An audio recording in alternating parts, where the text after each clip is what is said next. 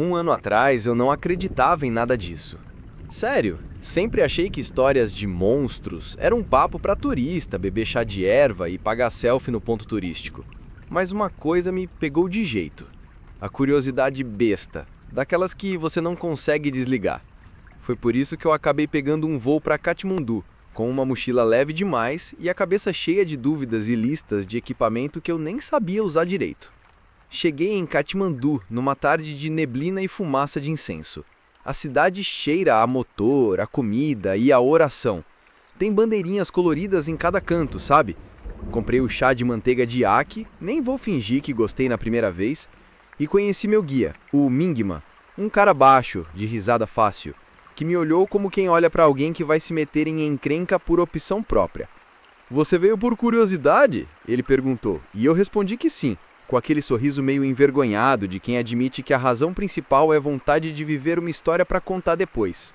Subimos de avião até Lukla, a pista mais maluca que eu já vi. Mal tem espaço para pousar, e o avião balança como carrinho de parque de diversões. A partir dali foi só caminhada. Vilarejos de pedra, mosteiros com sinos, trilhas que sobem e descem como quem não quer nada, e o vento cortando a cara a cada 10 passos. À noite, nas tea houses, os velhos contavam suas versões. Não eram relatos sensacionalistas. Eram histórias passadas ao redor do fogo, com cuidado, como se falar demais pudesse chamar atenção. Eles falavam do Homem da Neve, com respeito e medo, e desaconselhavam olhar muito para os cumes numa noite de lua cheia. Eu ria por dentro, e por fora também, mas registrei tudo, como quem toma nota para um artigo que ninguém vai publicar. Eu fui para lá meio com o espírito de documentar, gravar, provar, talvez pegar uma pegada ou um fragmento de pelo e mandar para exame. Metodologia de amador, mas metodologia. O que me feria na alma era a mistura entre a explicação racional, ursos, erros de visão, boatos, e a sensação tangível de que algo ali pedia silêncio. Havia lugares com bandeirinhas de oração rasgadas, travessias marcadas por oferendas pequenas e símbolos que eu não entendia. E todo mundo parecia aceitar que havia coisas que não se expliquem bem com lógica ocidental. Os primeiros sinais estranhos apareceram devagar, como arranhões numa porta que você acha que é o vento. Um rastro que parecia ter pegadas humanas, mas com comprimento e passo que não eram de gente. Galhos quebrados numa direção que não fazia sentido. Um cheiro, meio metálico, meio terra molhada, que ficava no ar por minutos e depois sumia. Na manhã em que achei a primeira impressão profunda na neve, foi só aquilo, uma marca funda, arredondada. E ao lado, marcas menores, como se algo tivesse arrastado a palma da mão. O guia Mingma ficou sério. "Não é comum, jovem", ele disse, e passou a mão na lama como se sentisse a presença de quem havia passado por ali. Eu, claro, pensei em 100 explicações. É o urso grande, é um trote, é minha imaginação, e pode até ser, eu dizia para as minhas anotações. Mas havia outra coisa que me inquietava. Em alguns vilarejos, os rostos das pessoas mudavam quando eu mencionava que há aquela encosta específica. Era como se eu estivesse prestes a pisar num local que carrega histórias antigas, proibidas de serem desenterradas. E foi ali, naquele limiar entre o riso nervoso e o respeito, que percebi que a expedição não seria só sobre desmistificar algo. Seria também uma lição de humildade frente a um lugar que tem muito mais tempo do que a minha curiosidade. Na última noite, antes de seguir para a área mais isolada, eu fiquei acordado ouvindo o vento e as bandeirinhas baterem. Pensei em desistir, em voltar para Katmandu e beber cerveja na Praça Durbar. Aí, por volta das 3 da manhã, algo raspou o telhado da tea house, um som seco, como se alguém arrastasse uma sacola de folhas. E ninguém lá dentro riu. O Mingma trocou de lençol, olhou para mim e disse só: "Amanhã você vai ver." Ou não. Aqui, nem sempre a verdade é precisa. Eu peguei a minha lanterna, engoli o medo e fui dormir achando que o pior que poderia acontecer era uma boa história para o bar. A caminhada para o norte começou a pesar de verdade. O ar rarefeito fazia cada respiração parecer um exercício, e a mochila parecia ganhar uns 5 quilos a cada curva. Mas não era só isso que me incomodava. Quanto mais a gente avançava para regiões afastadas, mais eu sentia que os olhares dos moradores mudavam. Eles não eram hostis, nada disso. Pelo contrário, ofereciam chá, pão quente, às vezes até um lugar para sentar. Mas quando eu perguntava sobre o Yeti, aí os olhos se desviavam. Alguns sorriam nervosos, outros simplesmente mudavam de assunto. Era como se eu tivesse falado de alguém da família que não deve ser lembrado.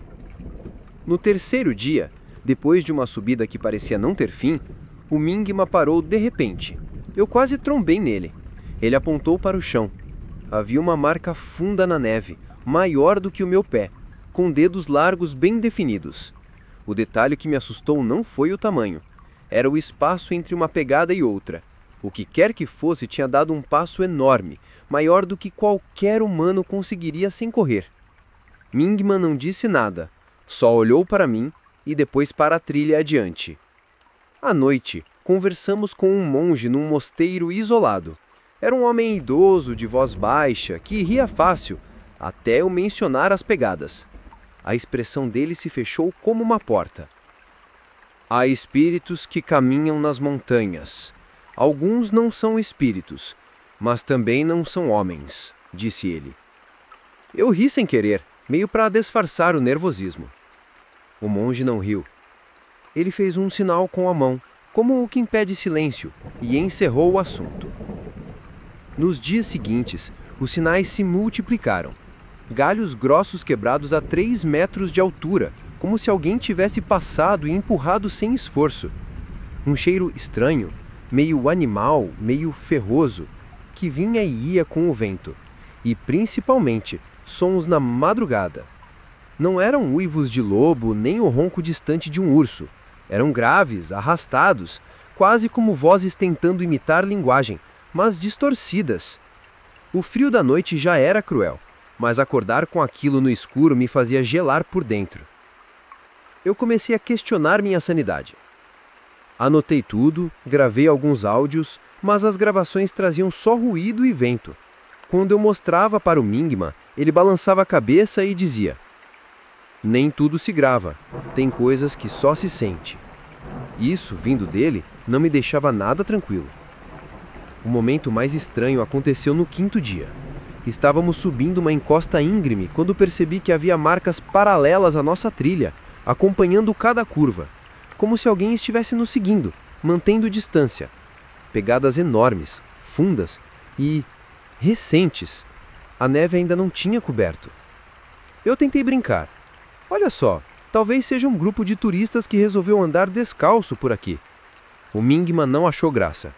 Ele apenas disse: não estamos sozinhos. Naquela noite, quase não dormi. O vento batia nas paredes da cabana e fazia um assovio que parecia voz. Às vezes eu jurava ouvir passos lá fora, lentos, pesados, circulando a casa.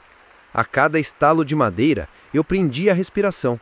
Pensei em levantar e espiar pela janela, mas algo me dizia que eu não queria ver. De manhã, encontrei marcas na neve em volta da cabana. Não era impressão. Alguém, ou alguma coisa, tinha dado a volta inteira na casa enquanto dormíamos. Passei a mão nas pegadas e senti o gelo derretido, ainda úmido.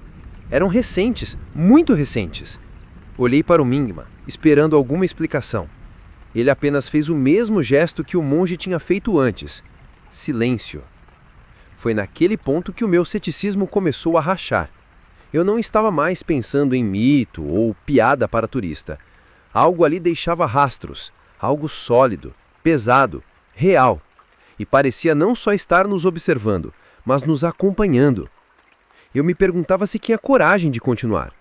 Uma parte de mim queria voltar para Lukla, pegar o primeiro avião e ir embora. Mas outra parte queria ver até onde aquilo ia. Afinal, quem chega até ali não volta com a mesma cabeça. Na manhã seguinte, seguimos por uma região ainda mais isolada, onde quase não havia vilas nem sinais de gente. O silêncio era absoluto, só quebrado pelo som das nossas botas na neve e pelo vento cortando o rosto. Eu tentava me concentrar na trilha, mas a sensação de ser observado já não me deixava em paz. Foi então que aconteceu. Estávamos atravessando um vale estreito, cercado por paredões de gelo, quando ouvimos um estalo forte, como galho quebrando. Paramos. O vento cessou por alguns segundos e nesse silêncio eu ouvi claramente: Passos pesados, lentos, vindo de cima da encosta. Levantei os olhos e por um instante pensei que fosse uma ilusão. Mas lá estava, uma silhueta enorme, escura contra a neve branca. Ombros largos, braços longos, pelo desgrenhado balançando ao vento. Não era urso, não era homem. O Yeti estava ali, parado, olhando na nossa direção. Meu coração disparou. Eu queria filmar, mas não consegui mover as mãos. O Mingma fez sinal para não reagir, como se qualquer movimento pudesse provocar o que estava diante de nós. A criatura deu 2 passos lentos, firmes, e o chão pareceu tremer sob o peso. O olhar, mesmo à distância, dava a impressão de inteligência, como se ele soubesse exatamente quem éramos. Então, tão rápido quanto apareceu, se virou e desapareceu por trás das rochas. Nenhum som além do eco distante dos passos se perdendo.